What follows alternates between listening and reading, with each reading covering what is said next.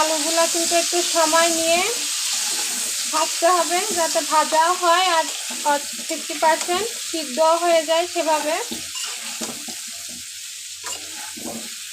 আর এই আলুর দমের সঙ্গে যদি থাকে মটরশুঁটির কচুরি তাহলে তো আর কিছুই বলার নাই, পুরা জমে ক্ষীর। আর সবগুলো আলু অনেক সুন্দর করে লাল লাল করে ভাজা হয়েছে, এবার তুলে নিব।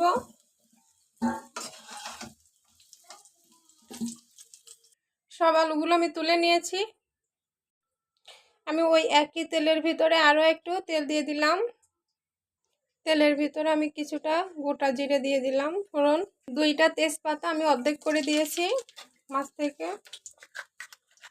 আদা রসুন বাটা,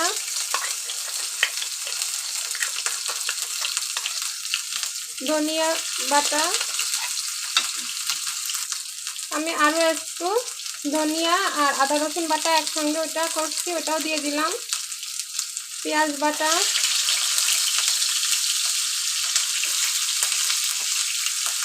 কাঁচামরিচ বাটা,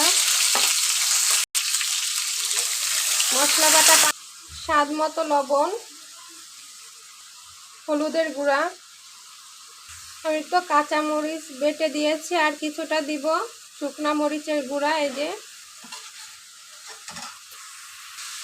ধনিয়া গুঁড়া আমি আরও একটু দিলাম, জিরা গুঁড়া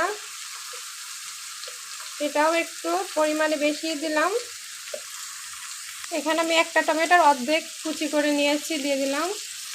আমি এখানে টক দই নিয়েছি, যেহেতু বলছি যে দই আলুর দম বানাবো আজকে, তো ফেটিয়ে নিলাম, তারপরে টক দইটা ঢেলে দিচ্ছি। এবার সব মশলার সঙ্গে সুন্দর করে মিশিয়ে নিব।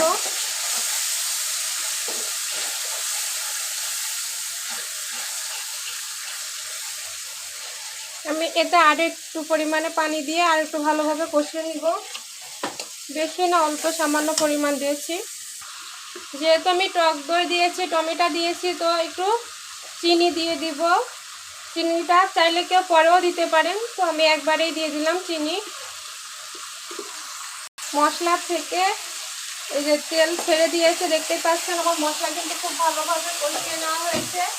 এবার ভেজে রাখা আলুগুলো দিয়ে আরও একটু সময় কষিয়ে নিব।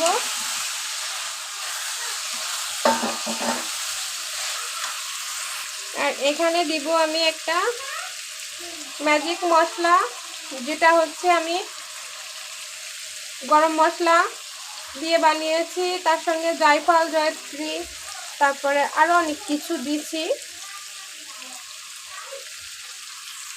আমি ম্যাজিক মশলা এজন্য বলছি, এটা দিলে একদম স্বাদে, তো এমনিতেই তো স্বাদ অনেক ভালো হবে, আরও বেশি বেড়ে যাবে। তো আমি পুরো মশলাটা বলে দেই, আপনারা বানিয়ে নিতে পারেন বাসায়।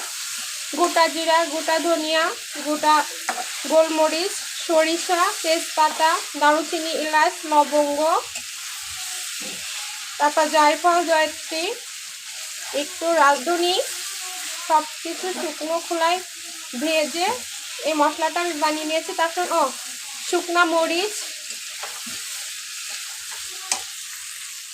তোমার আলু কষিয়ে নেওয়া হয়ে গেছে, আমি এবার পরিমাণ মতো ঝোল দিয়ে দিলাম। দেখতে পাচ্ছেন কত সুন্দর কালার আসছে। তো এবার আমি ঢেকে দিয়ে মিডিয়াম আঁচে রান্না করে নিব।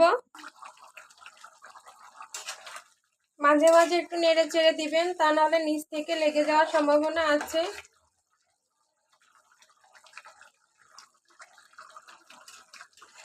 আর এই আলুর দম কিন্তু লুচি, কচুরি, তারপরে পরোটা, রুটি সব কিছুর সঙ্গে অনেক ভালো লাগে খেতে।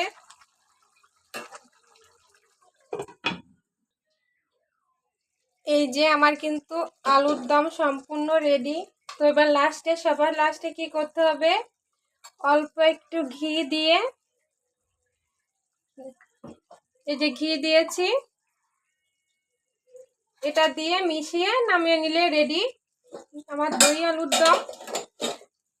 এটা দেখতে যতটা লোভনীয়, খেতেও কিন্তু ততটাই মজা। তো আমার এই ভিডিওটি যদি আপনাদের ভালো লাগে অবশ্যই লাইক, কমেন্ট, শেয়ার করে দিবেন।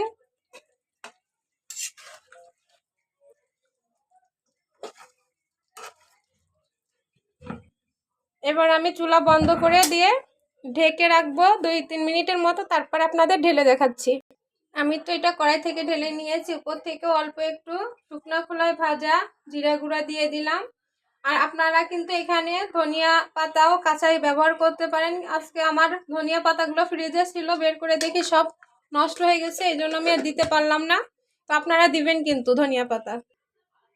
দেখতে তো পাচ্ছেন কতটা সুন্দর লাগছে আর হয়েছে, আর খেতেও কিন্তু অসম্ভব মজা। আপনারাও ট্রাই করবেন এই দই আলুর দম রেসিপি। সবার অনেক অনেক ভালো লাগবে আমি জানি। তো সবাই ভালো থাকবেন, সুস্থ থাকবেন। আল্লাহ হাফেজ।